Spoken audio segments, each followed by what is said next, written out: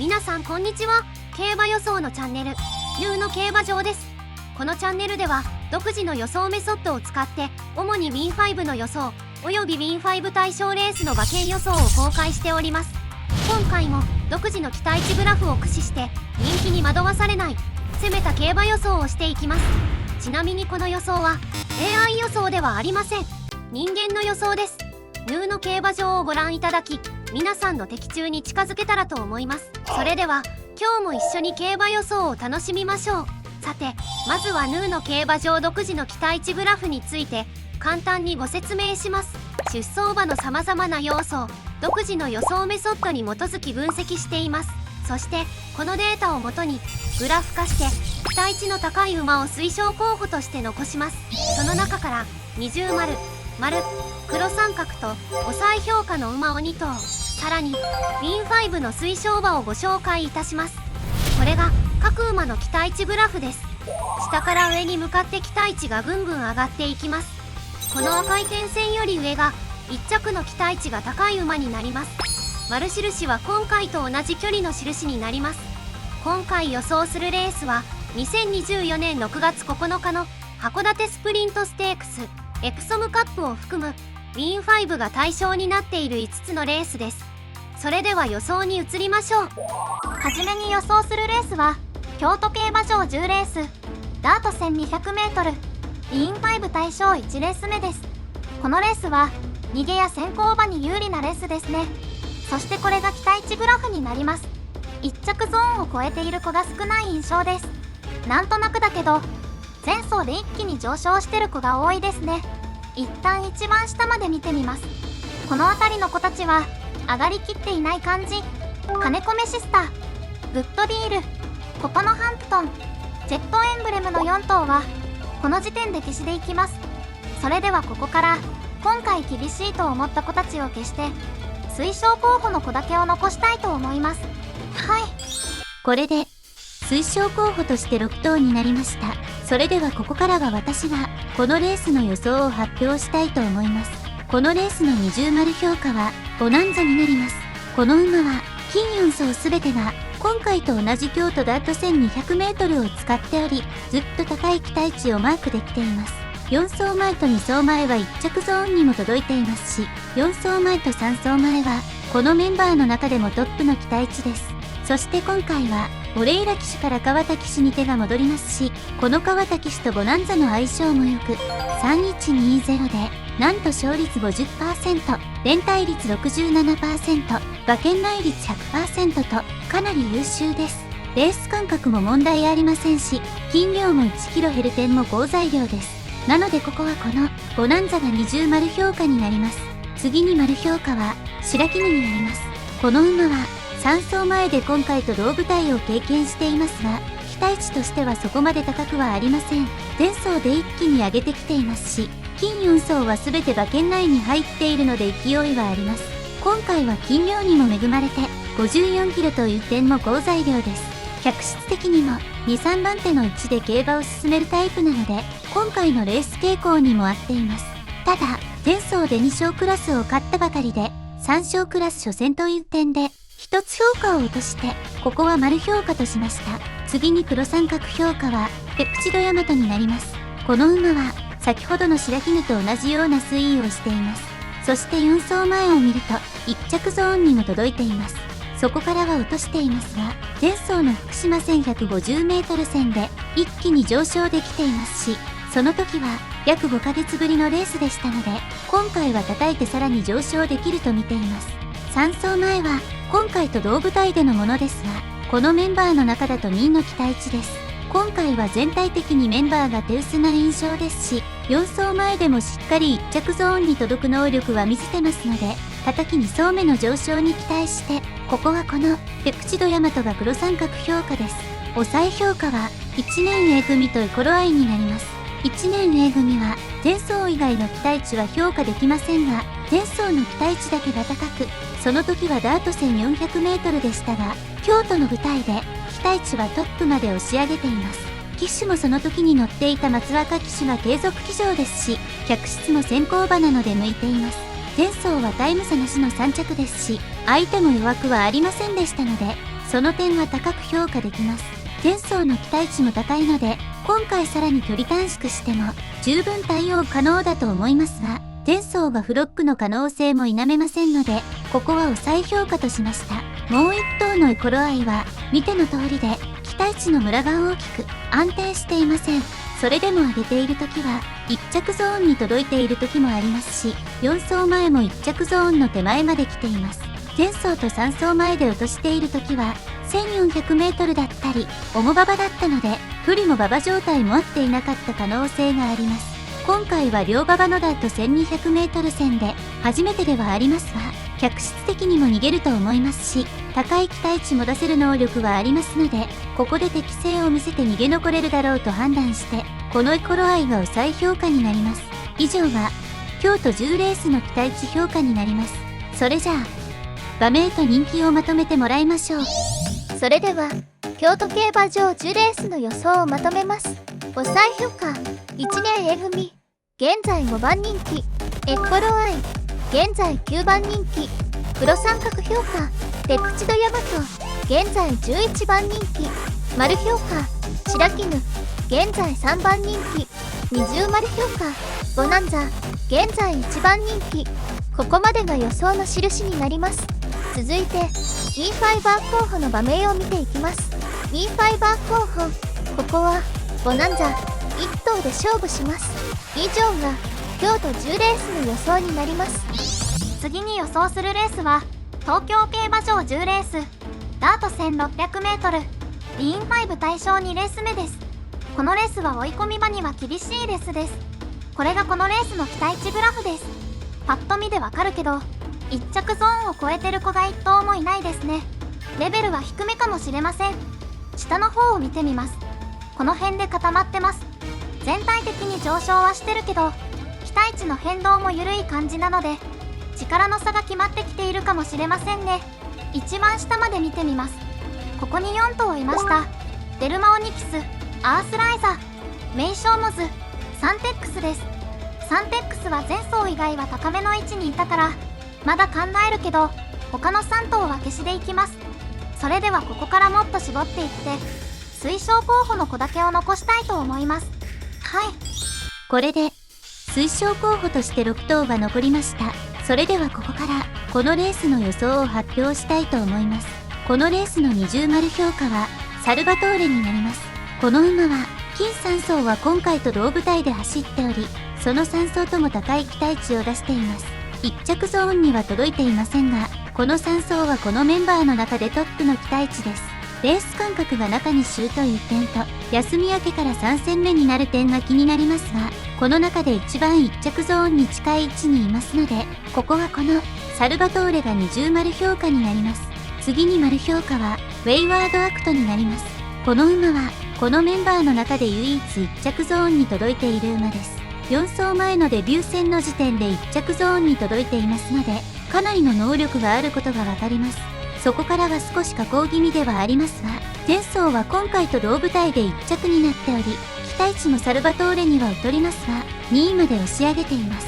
前走からの間隔も十分空いていますし、ここは上昇する可能性は高いと思います。未だにデビュー戦の期待値を超えていないのも変な話ですし、ここは1着ゾーンまで届いてくると思いますが、期待値はサルバトーレとは少し差がありますので、ここは丸評価としました。次に黒三角評価はイグザルトになります。この馬の期待値は少しムラがありますが、2走前と4走前で落としている時はいずれもダート戦 400m 戦でのものです。逆に上げている時はダート戦 600m 戦ですので、今回の距離は適性があると思われます。このレースは追い込み馬には厳しいデータがあり、このイグザルトは金2走は出遅れもありますが、後ろからの競馬をしています。なので今回も後ろからになってしまうと厳しいと思いますが、もともとは先行できる馬ですので、出遅れなどなく、ある程度前につければ勝負可能と見ています。全体の期待値としては低めですが、他のメンバーも低めではありますので、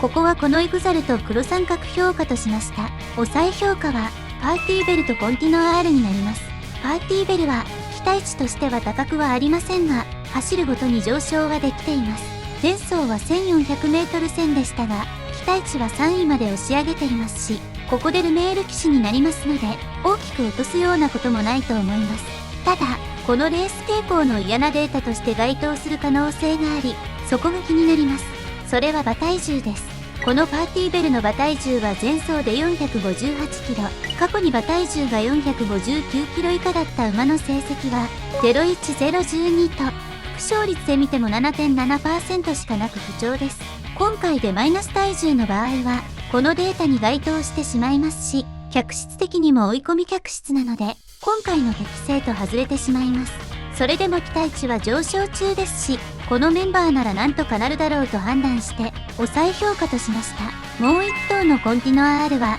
過去に海外戦も使ってきており、4走前は UAE ダービーで3着にも入っていますので、能力はあると判断できます。ただその4走前は、今回の舞台での期待値としてはそこまで高くはありません。そこからは、取り消しや除外が続いてしまい、なかなかリズムに乗れていませんでしたが、金2走でようやく調子が戻ってきているような感じがあります。期待値はまだ低い位置ですが、前走でも 0.3 秒差で1着になっていますので、復調傾向にはあると思いますし、この復調傾向のリズムで、今回もさらに上昇できれば、十分上位可能な位置に来てますので、ここはこのコンティノ R を再評価としました。以上が、東京10レースの期待値評価になります。それじゃあ、馬名と人気をまとめてもらいましょう。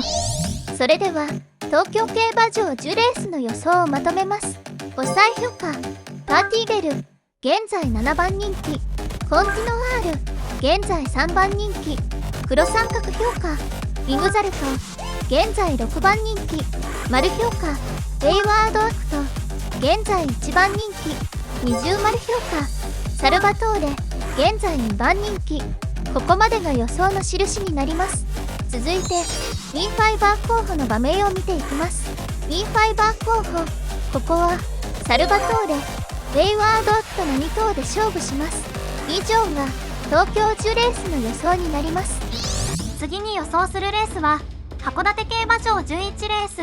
芝 1200m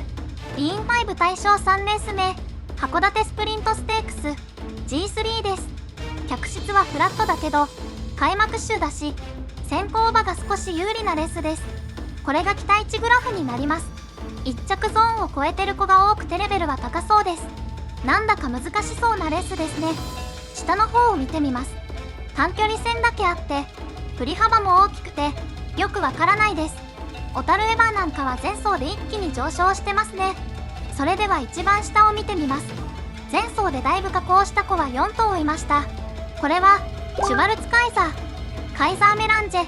マテンローオリオン、君はクイーンの4頭です。だけど前走だけじゃ判断できないから少し考えます。それではここから思い切って絞っていって推奨候補の子だけにしたいと思います。はい。これで推奨候補として6頭が残りました。それではここからこのレースの予想を発表したいと思います。函館スプリントステークスの二重丸評価は里のレーブになります。この馬はなんと金4走すべてで1着ゾーンを超えてきていますし、前走に関しては期待値がトップです。今回の函館の芝 1200m は過去に2回経験できており、1着2着と適正の高さも証明できています。ただその時はいずれも馬場が渋っていましたので、渋った馬場が合っている可能性はありますが、2走前は 1400m という点もありましたが、オモ馬場の阪神で4着と敗れていますので、オモ馬場に適性が高いという感じでもないと思います。今回は経験済みの函館ですし、両馬場想定なら特に構想可能と見ています。血統的にもロードカナルア3区で相性のいい血統ですし、前走が春来ステークスを使っている点も好印象です。ステップレースとしては相性のいいレースですし、そこで1着にもなっています。なのでここはこの里のレーブが二重丸評価になります。次に丸評価はジャスティンスカイになります。この馬はマイルを中心に走っていましたが、前走で初の 1200m に挑戦していきなり期待値も一気に上昇して里のレーブに次ぐ2位まで押し上げています。その前走は 0.1 秒差の1着でしたが、ゴール前は余裕の腰でゴールをしていましたし、まだまだ余力の腰での1着だった印象があります。デビュー戦で函館は経験済みですし、その時は2着と構想もしています。前走であれだけ高い期待値を出せていますので、2回目の 1200m 戦でも期待できます。客室的にも先行馬ですし、函館の舞台も経験していますし、その点も含めて、ここはこのジャスティンスカイが丸評価になります。次に黒三角評価はカルネアサーダになります。この馬は逃げタイプの馬で、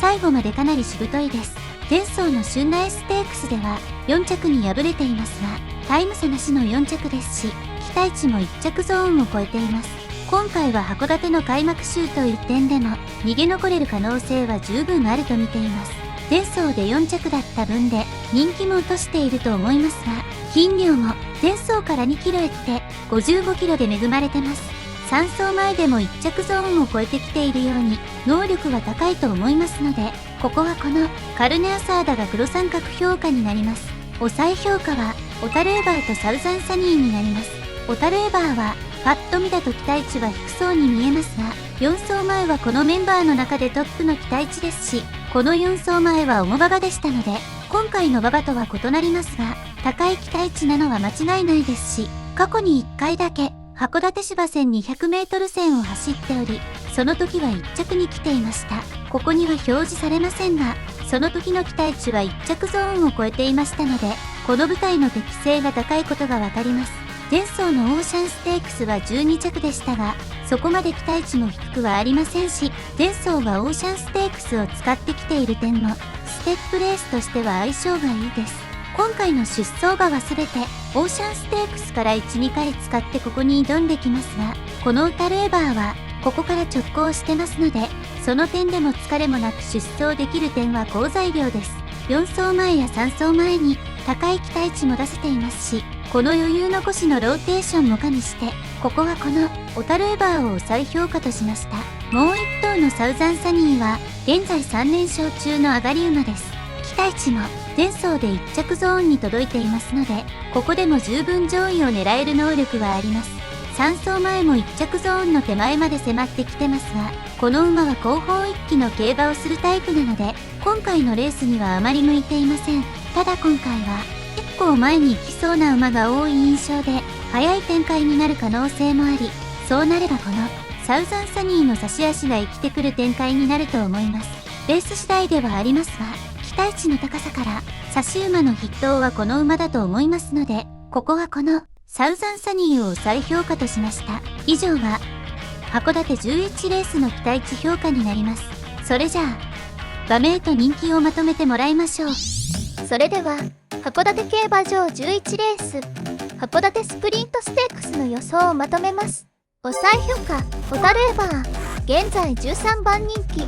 サウザンサニー現在8番人気、黒三角評価カルネアサーダ現在9番人気、丸評価ジャスティンスカイ現在4番人気、二重丸評価サドナレーブ現在2番人気。ここまでが予想の印になります。続いて E5 バー候補の馬名を見ていきます。 E5 バー候補、ここはサドナレーブ、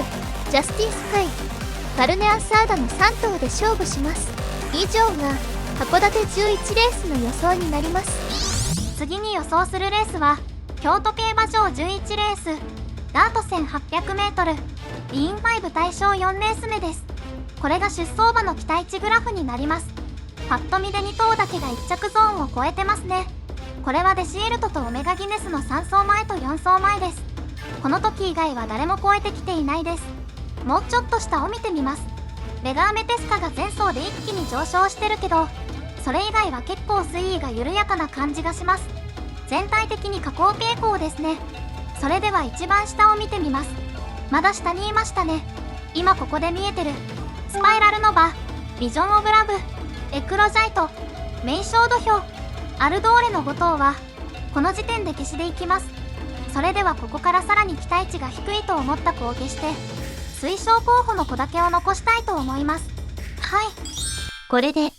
推奨候補として6頭になりました。それではここからこのレースの予想を発表したいと思います。このレースの二重丸評価はレガーメペスカになります。この馬は前走の期待値がトップに来ており、その前走は今回と同舞台でのものです。レースを見ても逃げてそのまま押し切って1着になっており、強い内容だったと思います。今回出走するメンバーを見ても、逃げ馬はおそらくこのレガーメペスカだけだと思いますので、展開が向く可能性は十分あると見ています。斤量も前走から3キロ減りますし、期待値も前走はトップに来ていますので、能力は証明できています。他の馬の期待値は下降傾向にある中、この馬は上昇中ですし、現在7歳ですが、今回この馬が展開を握れば、前走のような状況で、再度押し切るだろうと判断して、ここはこのレガーメペスカが20丸評価になります。次に丸評価はゴールドハイヤーになります。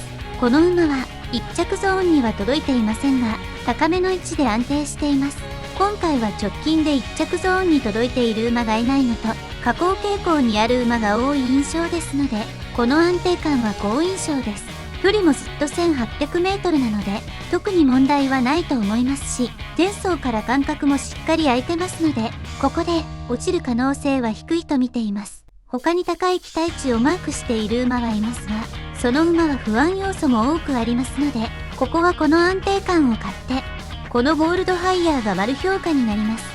黒三角評価はオメガギネスになります。この馬は4走前と3走前で1着ゾーンを超えており、3走前に関しては今回と同舞台で出せています。そもそも1着ゾーンに届いている馬が少ない中で2回も届いているのはこのオメガギネスとデシエルトだけですし、同舞台で1着ゾーンに届いているのはこのオメガギネスの1頭だけです。ただこの馬は馬場が渋っている時に構想しており、1着ゾーンを超えている2回とも重馬場と不良馬場でのものです。金2走は両馬場でしたが、期待値は1着ゾーンに届いていませんし、2走前のフェブラリーステークスは完全に馬が走るのをやめている感じもありました。今回は両馬場想定という点で評価を落として、ここは黒三角評価としました。抑え評価はデシエルトとウェルカムニュースになります。デシエルトはオメガギネスと似た推移をしており、同じように4走前でかなり高い期待値を出しています。ただこの時は重馬場でのものです。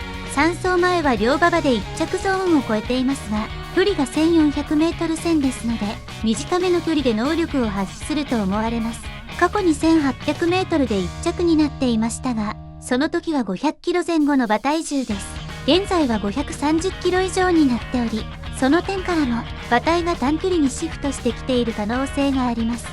持っている能力は高いので、その点を差し引いて、ここは抑え評価としました。もう1頭のウェルカムニュースは、客室も先行できるタイプなので合っていますし、4走前は京都の 1900m 線でしたが、1着ゾーンの手前まで来ています。そこから上下していますが、下降傾向に来ています。前走のマーチステークスは 2.3 秒も遅れてますので、そこは評価を落とす必要がありますが、そこを除けば、ある程度は目をつむれる期待値までは推移できていると思います。前走から間隔も空いていますし、4走前でも高い能力は示していますので、その点からここは抑え評価としました。以上が京都11レースの期待値評価になります。それじゃあ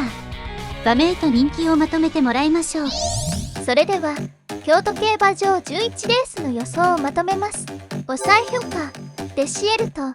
現在2番人気、ウェルカムニュース現在3番人気、黒三角評価オメガギネス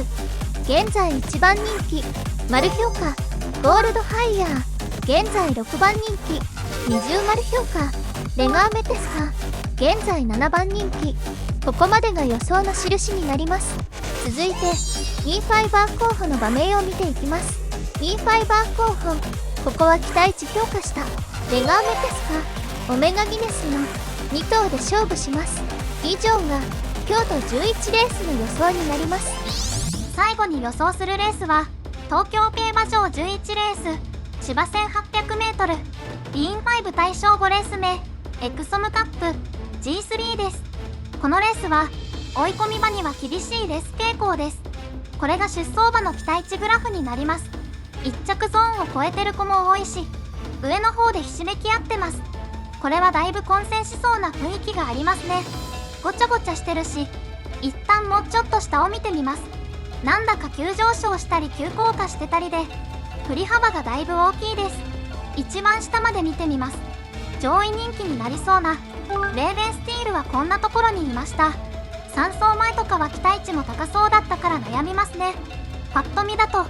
セルバーグとグランスラムアスクの2頭は消します。難しいけどここから一気に絞っていって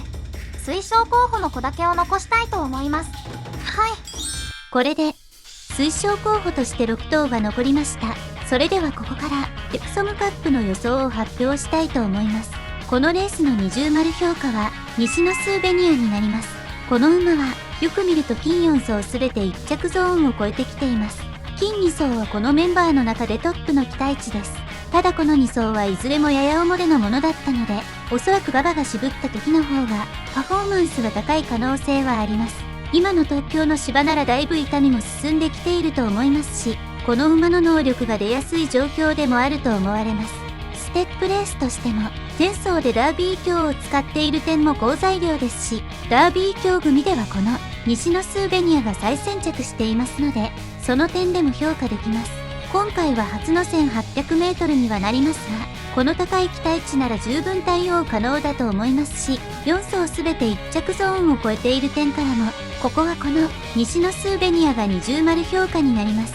次に丸評価はトゥデイイズザデイになります。この馬は2走前と3走前の期待値が高く、いずれも 1800m 戦で出せています。客室的にも先行できるタイプなので、このレースにも合っています。前走でだいぶ落としていますが、これは約9ヶ月ぶりのレースだったので度外視できますし、それでも着順は2着と構想できています。騎手も2走前で乗っていた津村騎手というのもいいですし、その時は2番手あたりで進めて、最後の上がりも2位で収めています。その点からも能力が高いことがわかりますし、レース運びを見ても東京のコースに合っている印象があります。今回は約9ヶ月ぶりの前走から畑2走目で上昇する可能性はかなり高いと見ていますので、ここはこのトゥデイイズザデイが丸評価です。次に黒三角評価はサイルーンになります。この馬の4走前を見ると1着ゾーンを超えてますし、トップの期待値をマークできています。そこから若干落としていますが、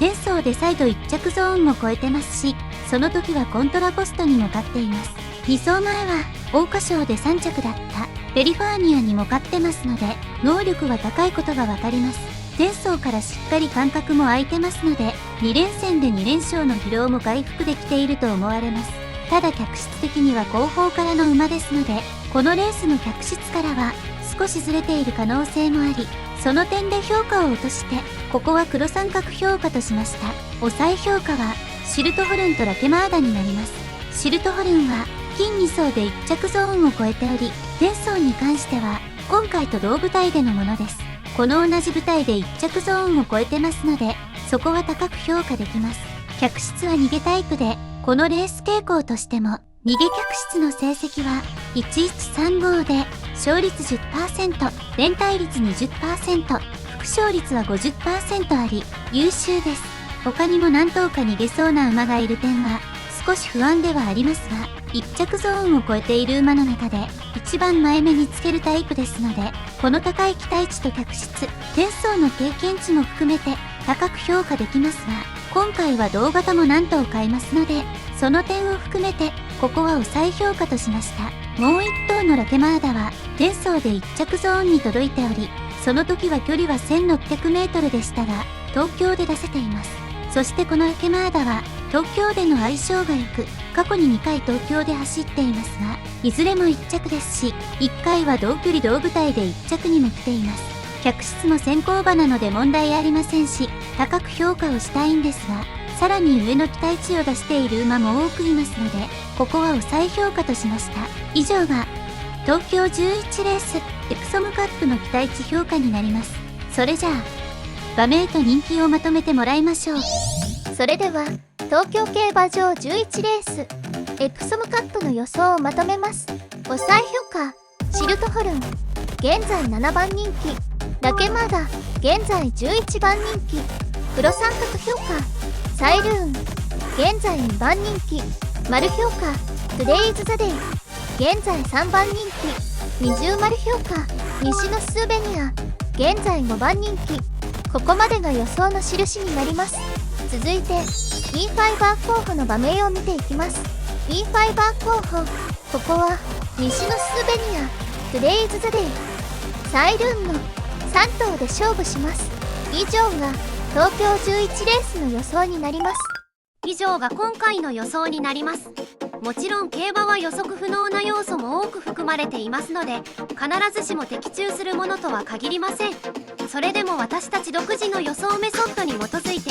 厳選された馬たちですので、ぜひ参考にしていただければと思います。今後もヌーの競馬場から予想を配信していきますので、ぜひチャンネル登録といいねの評価をいただけたら幸いです。ご視聴いただき誠にありがとうございました。次回の予想もお楽しみに。